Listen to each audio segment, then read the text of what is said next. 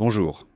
Les tribunaux commencent à trancher sur un sujet brûlant, l'introduction de l'intelligence artificielle dans les entreprises et le droit du CSE d'être consulté. Dernier exemple en date, France Télévisions vient d'être condamnée par le tribunal judiciaire de Paris à consulter son comité social et économique central sur le déploiement d'une plateforme d'accès aux outils d'intelligence artificielle générative.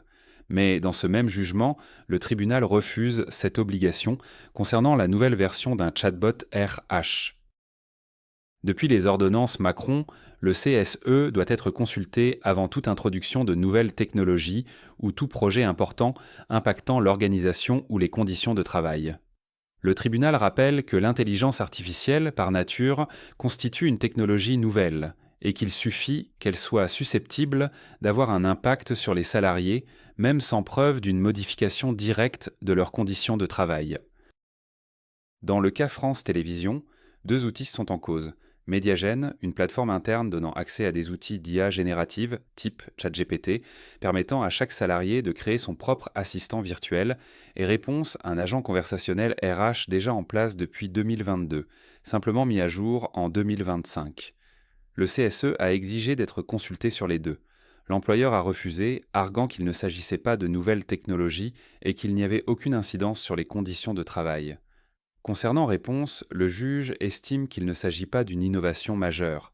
La version 2 n'introduit pas de technologie nouvelle ni de changements importants, donc pas de consultation obligatoire.